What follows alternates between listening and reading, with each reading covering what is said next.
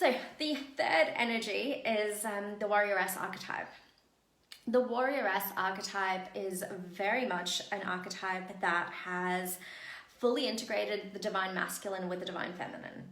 So in its full expression and its healthiest expression, the Warrioress is the energy of the advocate.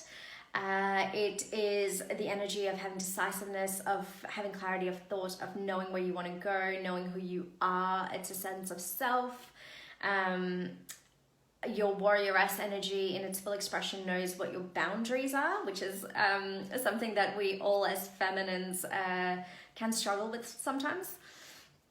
But the warrioress is able to set clear, firm boundaries from a sense of compassion and love and understanding. So it's a very powerful energy to work with, especially if you're struggling to set boundaries, or if you're looking to really find a sense of purpose in your work, align to your divine mission. This is the energy you want to be tapping into. It's the warrioress energy. In the warrioress's overactive state, it can sometimes manifest as being super critical. It's an energy that looks at vulnerability as a weakness as opposed to a strength. It's the energy that can be really intimidating, very judgmental of others, very critical of others. It can be quick to judge.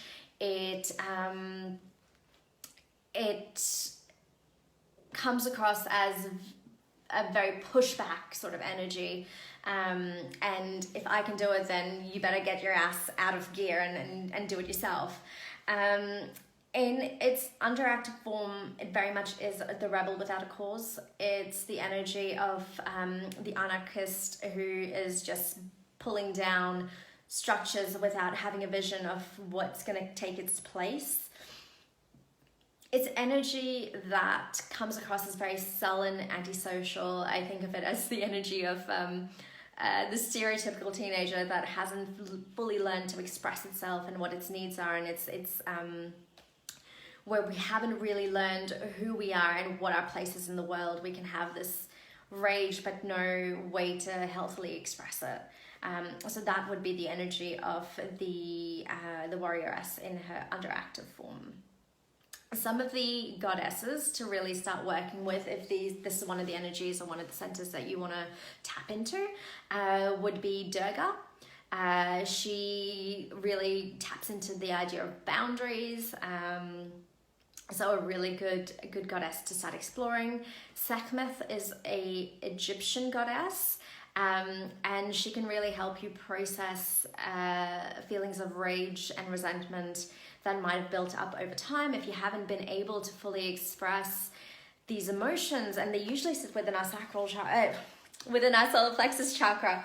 And if you haven't fully learned to express them, express your anger in a healthy way, it can build up into a sense of resentment. So working with Sekhmet, she can help you process that and move it through your body, so that you're able to set healthy boundaries and to express what your needs are in a healthy way, so that I can actually be met, and so you won't be building up resentment.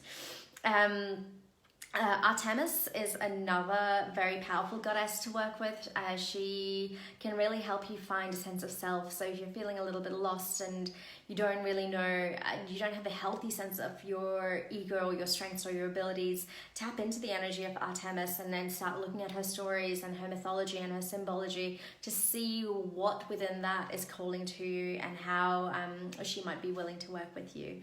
So I'd love to know your thoughts about the warrioress energy and how it might be playing out in your life. Leave your comments below.